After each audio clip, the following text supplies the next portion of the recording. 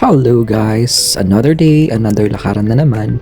So everyday, ang aking routine ay after work, pumunta ako sa File Seaside para mag-walking at tinatry kong i-achieve ang 12,500 steps araw-araw.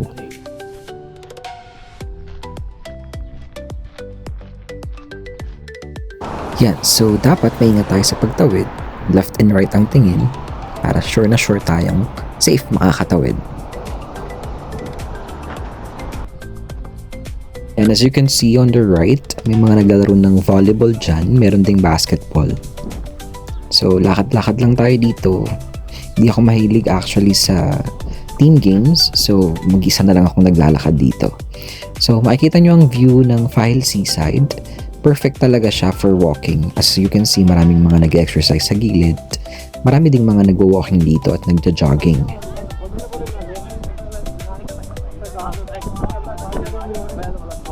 The best talaga ang brisk walking dito kasi maganda talaga siya sa kalusugan at saka marami kang nakikitang iba't ibang tao at saka fresh ang hangin. Although mainit na ngayon, okay pa rin naman siya, nakakapawis siya.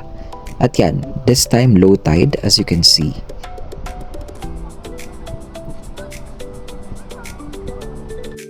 Medyo nagugutom na rin ako this time kasi syempre after ng walking as usual kakain tayo sa labas. Syempre, kumbaga, reward yourself. Parang deserve ko to. After ko magpakapagod, syempre ikakain ko to. Pero syempre, dapat huwag masyadong madami para hindi naman masayang yung calories na na-burn mo sa paglalakad. Nag-iisip ako kung saan magandang kumain. Parang gusto ko sa Jollibee or McDonald's. So, let's check kung saan may magandang offer at kung saan may mas masarap na pagkain. Meron ding mga yate dito at Starbucks actually. Pero ayoko muna mag-coffee. So gusto ko dinner. Gusto ko may rice sana. So most probably sa Jollibee ako kakain. Tignan natin. Punta tayo sa Jollibee. Samahan niyo ako. Jollibee. Pwede tayo mag-dinner.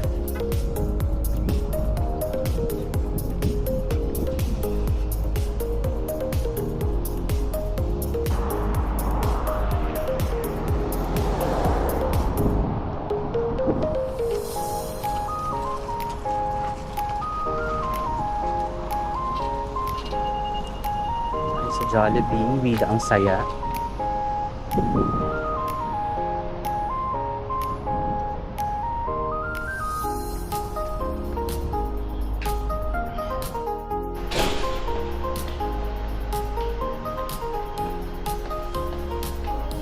Dito tayo, kung saan bida ang bata. Sa Jollibee na tayo. Oh, Jollibee na guys. Kaso parang nagbago yung isip ko, parang mas gusto ko sa McDonald's. Check natin kung may mga offer sila. Merong McDonald's application na pwede mong i-download or i-install sa yung mobile phone. Tapos, yun, pwede ka makaklaim ng mga offers dun. Kaso parang wala naman. So, balik na lang ulit tayo dun sa Jollibee. Tignan natin kung merong mas magandang makakain sa Jollibee.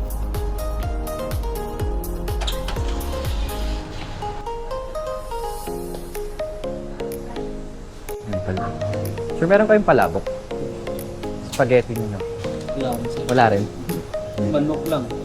Medyo nakakasad kasi wala silang palabok or spaghetti. Wala silang, yung alam mo yun, gusto kong kainin, yung cravings ko. Anyway, meron naman ditong kainan din sa Fahil, sa Block 7, malapit sa Masjid. So, meron ditong Hardee's, KFC. And napili ko kumain sa Hardee's kasi meron din silang application kung saan pwede ka makakuha din ng mga offer nila. So, ito, 2KD lang to. So, meron ka ng dalawang burger, may fries, at may drinks ka na. So, ito yung usually kong in-order. Minsan, meron din silang tigwa 1KD lang na isang burger, fries, and drinks. Pero mas gusto ko to dahil nagugutom ako. O diba, ang daming calories pagtas maglakad, kakain. Medyo nasanay na rin ako mag-isa at na-enjoy ko naman yung buhay ko ng mag-isa. Pero syempre, I'm still searching. Baka naman.